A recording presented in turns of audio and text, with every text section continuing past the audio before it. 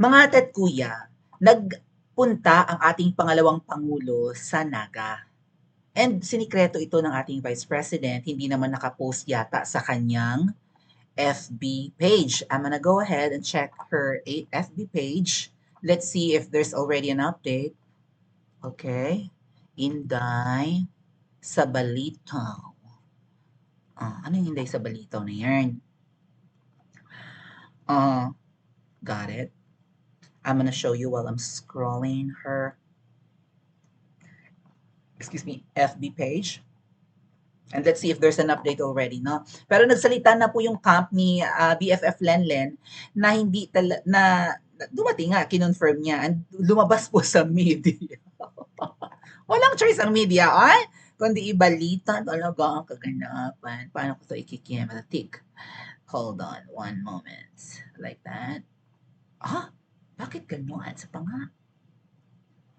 Dito Ayun. Okay. Scroll tayo pag may chime sa official Facebook account ng ating pangalawang Pangulo ever, Chuchu. Nag-post siya ng agarang serbisyo thingy-thingy. Kahapon, namigay rin, masipag ang ating Vice President, maraming ginagawa. Yung mga nasasalanta ng bagyo, ano ba to? Kanit sa bagyo tulong sa mga 5,000 binahang pamilya, sampal sa mukha mo kuting.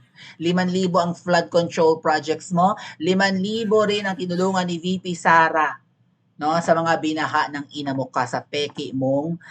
Kaya siguro naligwak si Kimbo sa sa sa congressional budget kinemilatik ni VP Sara, di ba? Yung chua ba yon, yung nag-proceed ng kanilang OVP budget hearing. Di ba hindi na si Kimbo? Tsaka siguro nahiya si Kimbo sa taong bayan. Lumabas ang mga mamahalin yung mga Goya, Chanel, and whatnot, ang mga Bageliums. Pati yung kanyang artista Ven, dati nagka-tricycle lang, ang pangit pa ng kanyang suot-suot na parang ang baduy ng kanyang sandals. Pauso yata yun, I don't know. Buti sana kung maputi, no? Mukha namang malibag ang kanyang paa. Mukhang may amoy sa mabulaklak niyang sandal sa tricycle. So, iba na yung nag-proceed, right? So, nagkabukingan. Sabi kasi ni Kimbo pati, hindi naman talaga totoo yung 5,500 flood control. Ay, Kimbo, sinipa ka sa banga. Bakit mo inamin? Anyway, wala sa Facebook page ng ating pangalawang Pangulo ang pagpunta niya in Naga, pero laman na po ito ng lahat ng media. Wala silang choice.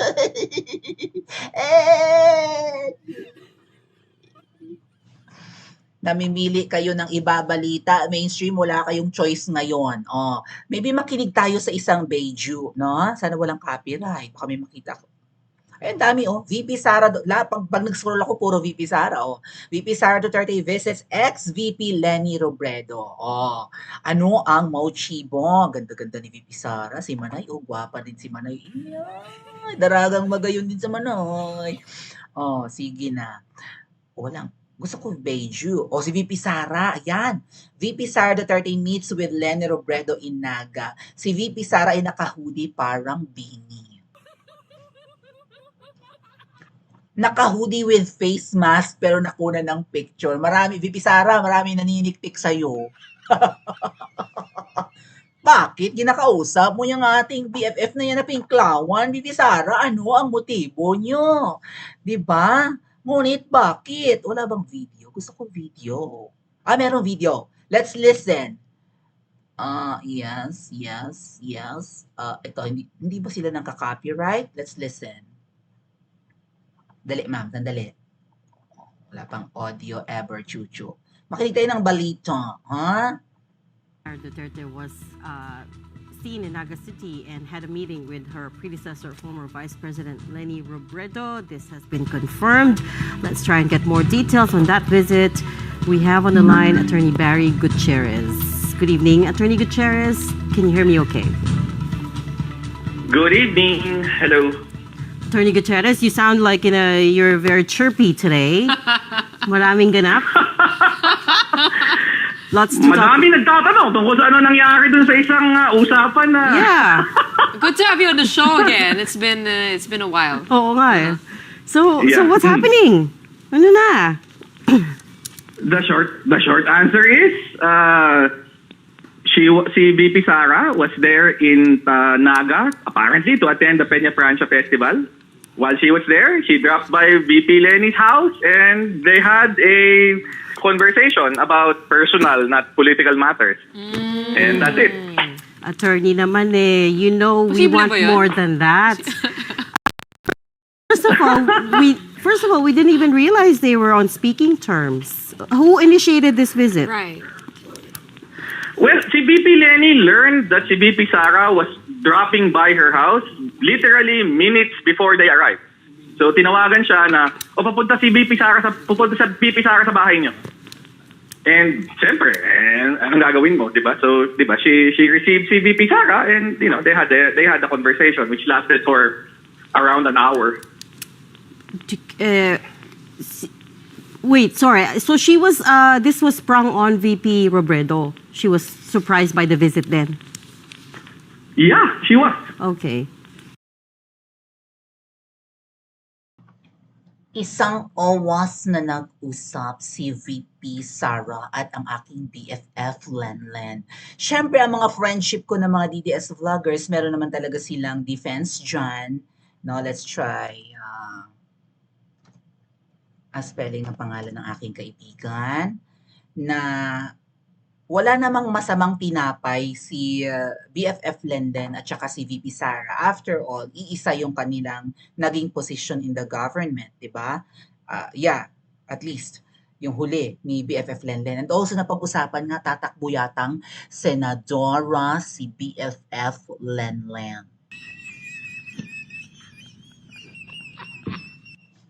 That's gonna be next year sa susunod na taon.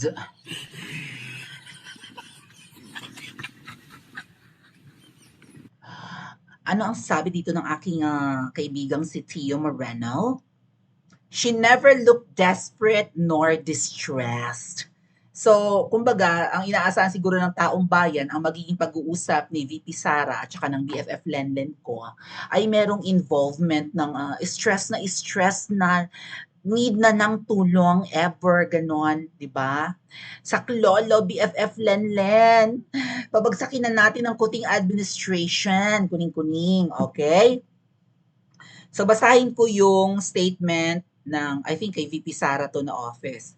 Statement on the Vice President's Bicol trip. Vice President Sara Z. Duterte is excited to experience her first ever Peña Francia fiesta. She was invited by a Bicolano friend to attend the Centennial Anniversary Mass of the canonical coronation of Our Lady of Peña Francia on September 20, kanina. The same friend also arranged a casual meeting with former Vice President Leni Robredo. During her stay in Naga, Vice President Duterte visited several prominent Bicol personalities and heard mass with ordinary Bicolanos. She neither looked desperate nor distressed. Ngayon, kasi ang bait ni VP, I would agree. So ibang tao ang nangumbida sa ating pangalawang Pangulo and then nandun na rin lang naman sa Naga, nandun din yung dating pangalawang Pangulo na si BFF Lenlen, maano man lang mag-meet. Kasi parang ang pangit din naman tingnan in a way, at least sa opinion ko, na may nag-invite sa'yo, VP Sara, sa Naga, kapistahan yan, a-attend ka ng misa. Nandyan ang pangalawang Pangulo, hindi ka man lang mag-courtesy call, hindi mo man lang harapin yung predecessor mo. 'Di ba? Mas pangit tingnan na nandyan ka na sa teritoryo ni Lenlen, pero hindi mo siya haharapin. Namiesta ka, pero nagmaldita ka pa. Hoy, mga loyalista nga! Hindi bratinella si VP Sara. Hinarap niya ang aking BFF Lenlen. Okay? Hindi siya maldita, hindi siya spoiled, marunong siyang gumalang kahit magkaiba man ang political color.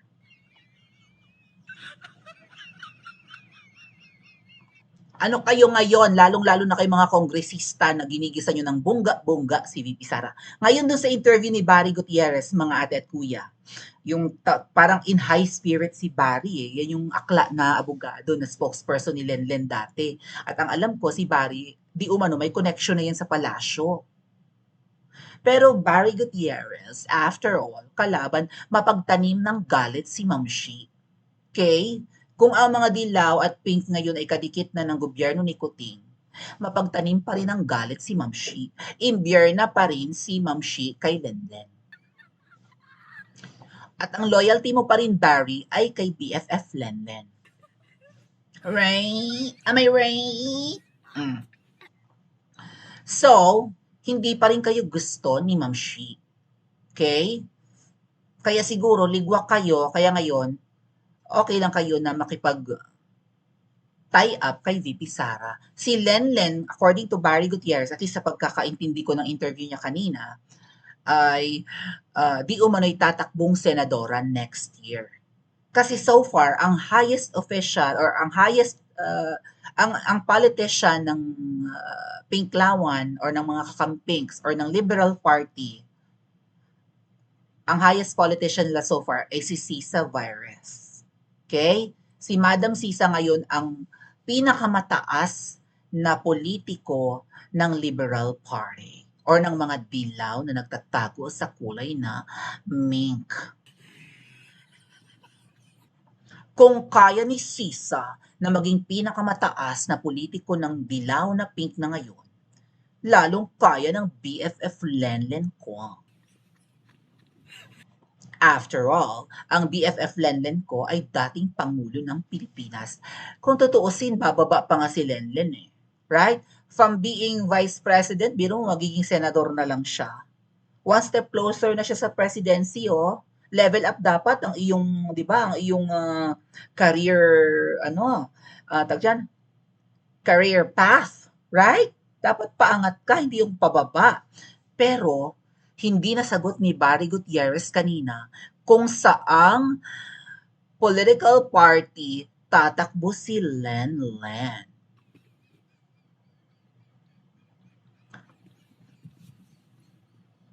Ang sabi ng mga host, late reaction ka. Uy! Ang sabi ng mga host kanina, di ba, liberal naman si Lenlen, eh di dapat ang kanyang political party, liberal, hindi nasagot ni Barry. Baka si Lenlen ay sumama sa PLJP.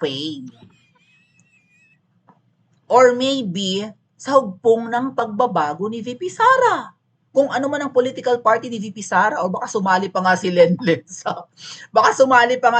sa PDP laban ni PRRD. Mukhang liligwakin ni Lenlen ang Liberal Party, ang kanyang talagang partido, yung kakamping party na yan na liberal naman na nagkatago sa kulay pink. Yung kanilang political party ni Kiko Pangitlinan. Mukhang si Lenlen ay, Lenlen, galing-galingan mo ang diskarte. Alam mo namang ayaw ng sinot namin sa Inidoro ang LP. Didikit ka pa. Kung gusto mong bumalik, didikit ka kay VP Sara. And also mga ate at kuya, ito yung assessment, maybe, not just an assessment, pero maybe ito yung tinitimbang ng mga nakausap namin kanina, na mga political analyst. Baka, ang gawin ni VP Sara, or ang ginawa ni VP Sara, ay kinausap si Lenlen. Diba, ang mga kakampings ay solid. Solid ang mga yan, malakulto. Kaya niyo bang papuntahin ang mga kakampings sa liwasang Bonifacio? Kasi may rally kami ng liwasan. Ang mga Duterte supporters may rally ng liwasan. Let's unite. Punuin natin ang liwasan. Pagmarchahin natin ang mga Pinklawan.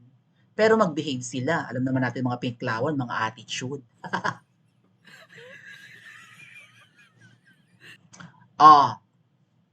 Di ba?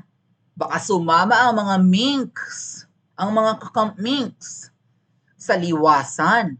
Welcome naman sila. Wag lang silang mga maldita at maldito, no? Baka sabihin na, let me educate you. Baka gumanon sa amin. Oh, pwede, di ba? Oh, sasabihin ni VP Sara, BFF Lenlen, di ba may mga solid core groups ka na nearby liwasan, like Manila area, like NCR, even the neighboring provinces of NCR. Di ba? Pampanga, Bulacan, Nueva Ecija, Rizal, Laguna, Batangas, Cavite. Oh, di ba may mga solid kakampings dyan? Papuntahin nyo kaya sa liwasan kasi may rally kami eh. Join us na.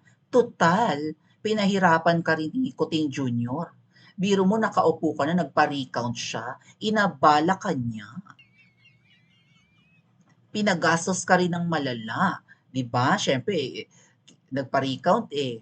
O, kung gumastos ang malaki si Junior, gumastos ka rin naman dahil sa pang-aabala niya.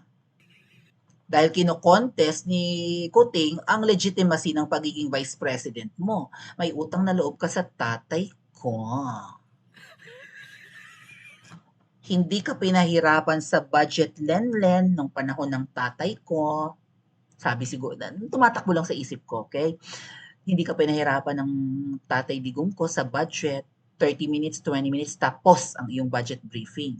Sa akin, di na mo ginagawa. Oh, never mo tong naranasan. Mabait ang tatay ko sa'yo at siniguro ng tatay ko na matatapos mo ang term mo dahil ayaw ng tatay ko na maging vice president noon ang bangag na yan. Tama kaya ang aking mga hinala, mga ate at kuya? 1 hour nag-usap yung dalawa. Ano ang kanilang pinag-usapan? Kumusta ka naman? Kumusta ang buhay byuda? Ganun ba 'yon? Wala ka bang bullet ngayon? Charot lang. Baka puting asang nagme-message. Ay! Naku, mahal na mahal ako nito. O sige. Oo, nag-text ang smart. Punyeta ka, wag mo ako nire-remind na wala na akong load. Hayop ka smart, mahal na mahal mo ako. Tumutunog ang cellphone ko lagi. Remind ka ng remind na wala akong load. Ina mo. Visit ka. Oh my God. Afraid. May message lang ang puting hito. Afraid. Anyway, ang Pinklawan mga ate at kuya, just to let everybody know, ay meron silang activity. I'm gonna open our GC ha, babasahin ko sa inyo. Meron din silang activity. Siyempre, never again din naman ang sigaw ng Pinklawan. Ayan, tahimik-tahimik nyo ngayon, Pinklawan! Pag kumilos at tagsalita ang inyong Our Lady of Peña Francia Lenlen Boulevard, o sunod kayo sa BFF Lenlen. Okay, let's go ahead and check I'm gonna share you. Basta ang mga Pinklawan ngayon, mga ate at kuya, meron silang activity. Mamayang 7:00 ng gabi, magsisindi sila ng candles. Sabay-sabay na magsisindi ng candles ang mga Pinklawan all over the Philippines. Meron silang activity, never again to martial law. Bakit hindi pa kayo sumama sa amin? Malay nyo, nabanggit ni VP Sara yan. Would you agree with me, mga ate at kuya? Pakicomment nga po sa comment section at mag-like at subscribe din po kayo.